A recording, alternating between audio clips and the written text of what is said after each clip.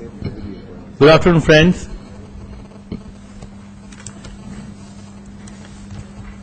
All of you, I presume, have got the M&M quarterly as well as the annual results in hand, which were approved by the board today.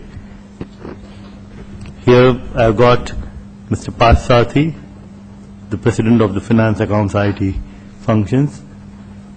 We have Dr. Pawan Goenka, the President of AFS. We have Anand here too, so that at the end, when the question and answer start, you could start with him. Don't want to waste more time, so the order would be Partha will start first, then Pawan will give the detailed presentation on AFS, and then we will have some remarks from Anand, and then question answer. Partha. Thank you, Bharat, and a very warm welcome to all of you for this edition of the Analyst Conference. This is my first on this side of the table, so and I'm sure you are very excited by the results and have a lot of questions, but let me first give you a quick overview. I'm going to talk about the interesting times that we have, our financial, and how I think we fared, and then hope in the question answers we convince you that we did, and what drives us. First, about the interesting times, and this is about a couple of weeks back, I was offering, before my son went to his 10th standard, a trip to Disneyland. And he told me, Dad, I may enjoy it, but you certainly won't enjoy it. Because you are having the roller coaster drives, the bungee jumps, the falling off the cliff every day in these interesting times that you will not find the Disneyland any good. So I think we are living in good times and interesting times. The euro crisis is threatening to destabilize this. More importantly, China on one hand slowing exports, and therefore the surplus, which has come to about 2.8% of GDP in 2011. On the other hand, their own economy, for stopping the heating up, the stimulus package is not in place. So therefore, economies like Australia, South America are getting affected. So China is looking at, in a sense, the dims global prospects. US on one hand has very good house tax, and that is very good for the economy. However, the unemployment rates which came out for a couple of months were not very promising, and therefore the quantitative easing, the next round of quantitative easing, seems to be a little bit in terms of when it's going to happen, how it's going to happen. So there is no linear growth which is assured. In India, we can sum up very quickly that if others won't do it to us, we will do it to ourselves. So the financial market has been subdued, and you all have seen it. Liquidity, we still have about 100,000 crores, which is short in the economy, and those also are chasing good customers, and therefore there is a huge amount of volatility in terms of the liquidity crunch. Coming to volatility, the dollar rupee you have seen in the past few days, and the volatile currency that is there. And policy, there is a lot of uncertainty, both in terms of what was put in the budget and the number of policies that are pending and still not seen daylight.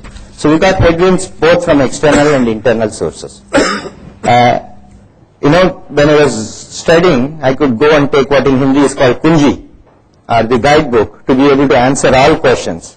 But in this kind of crisis, without the 2020 hindsight, it's going to be a treacherous kind of maneuver that we will have to make.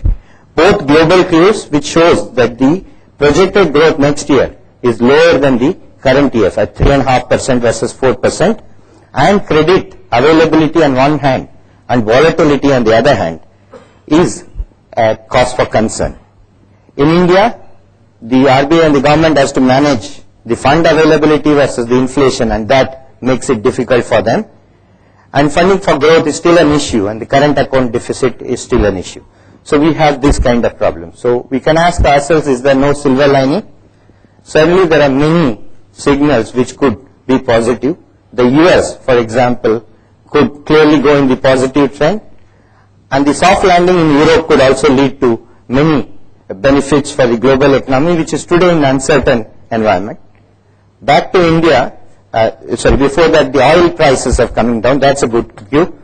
In India, the middle class which has always been a very strong supporter and enabler of growth, as well as the strong fundamentals, and India Inc., which has always done well even in adverse time, should provide some bit of solace even with such a tough external environment. So coming to our financial, first I will talk about quarter's result. Just a word, because if you combine M&M and MVL together, it gives a very comprehensive view of the financials and the results, and therefore anything that I talk will be M&M plus MVML together. So the gross turnover, we touched first time at 10,000 crores turnover. This is a big milestone. We did 5,000 in F10, so in a span of about 8 quarters, we have doubled our revenue. And that's a big thing. That's a growth of 37%. And at a net level, 33% growth. The PAT at 911 crores is a growth of 36%, 35.5 to be exact, 36%. And that's a quarter growth which is in line and a little ahead of the revenue growth. OPM is at 12.1% this quarter versus 14% the previous year.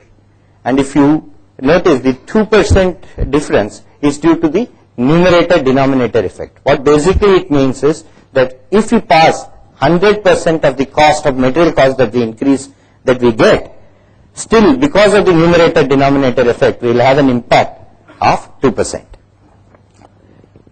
Going to the full year result, we again have a milestone that we crossed 35,000 crores. And that is again a 33% growth versus previous year. At a PAT level, we are just shy of 3,000 crores, 2,997 to be exact, and that's a growth of 11.5%. And at a PAT level also, similarly we have a 12% growth versus previous year. OPM, 13.3% versus previous year, 15.4%. The reason is same as what I explained in the quarter. On the balance sheet, I'll just say that we had some increase in borrowings, which we have already talked about in the previous quarters. And in the asset side, the last line is important, the other assets. Because of the new classification of Schedule 6, the assets kind of doesn't come in the same way as you have seen in the previous quarter.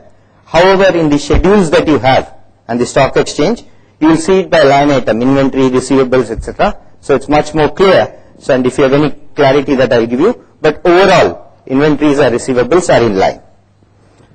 Debt equity, we have 0.37 and total debt to EBITDA is 1.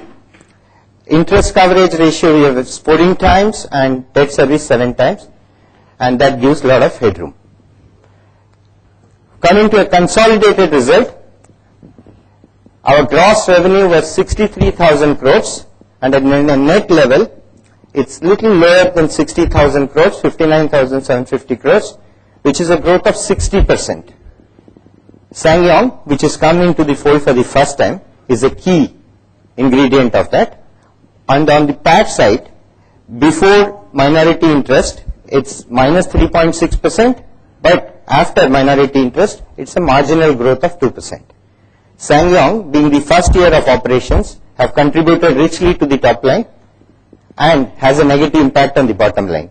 If I were to take it out for comparison's sake, then the net revenue at 48,000 crores is a growth of 28%.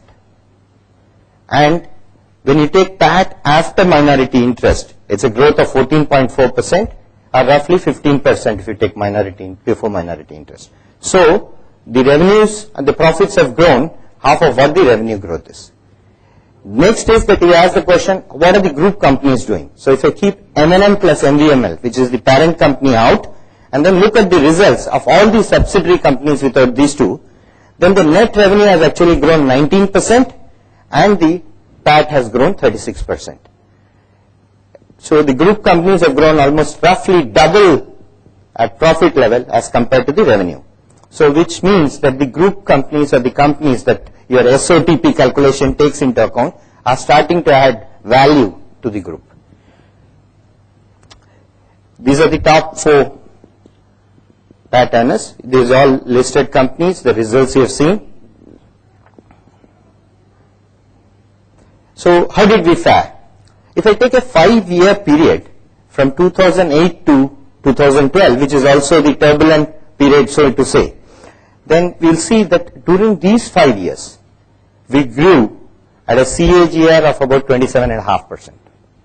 So over this 5-year period, we grew like that. And what is the profit growth against that? We grew profit at 28.4.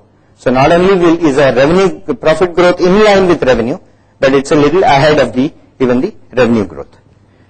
If you look at the same figure, for the M&M as a total group, the revenue growth is 17.6% and the profit growth 22.4%. So even as a group, we have grown profits much higher than the revenue growth over a long period of 5 years. Next, if you look at comparison for the last 1 year versus Sensex, then you will see that the Sensex actually degrew by 16% during this period. I've taken 1st of April till mid-May before I took this slide out. But however, and we have degrown only by 8%, so we have performed much better than Sensex. So even if you take March as a comparative, then as of March, the Sensex degrew 10% and we were flat. So even there we are better than the Sensex. As when we talk about how good we are today in terms of strength of balance sheet, when we look at the growth that we have had and all that we have done. So even today, the debt equity ratio is only 0.37 and our debt EBITDA ratio is 1, giving a lot of headroom for us to take any more, for any activity that we have in future. So in nutshell, we have had strong revenue growth with leadership position in almost all segments that we participate.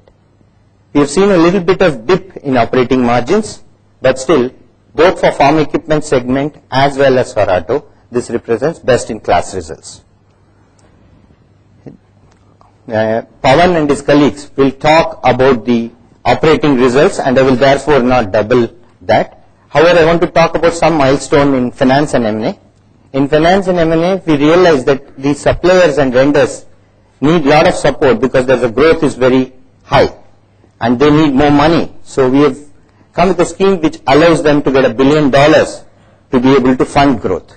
This we have started by leveraging group strength. We are halfway through, and next year we should be able to help them fund. We raised $150 million at benchmark prices. We are one notch up in the CRISIL rating to AA plus stable as compared to AA plus negative previously.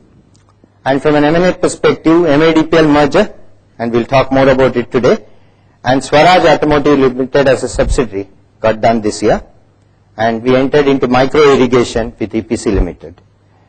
We also supported the group in raising funds at very attractive rates in a tough environment. What drives us? And I think in all this, our right philosophy of accepting no limits, alternate thinking, and driving positive change along with our core value and core purpose drives us to perform ahead of the curve. And the trifecta of using the organizational culture, which I talked about, the RISE philosophy with good governance and sustainability, is the hallmark of our trifecta which leads us to us. And I believe you all recognized us. We won the Best M&A Award for Asia Pacific for our deals last year, and in the investor relation fraternity, you voted us as the top 5 IR companies in India. Thank you. And somebody who is not me. Thank you, Pawan. Yeah, I'll request Pawan to. Good evening, friends. I'm going to request my colleagues, Mr. Raji and Praveen sir, to respectively talk about the farm equipment business and automotive.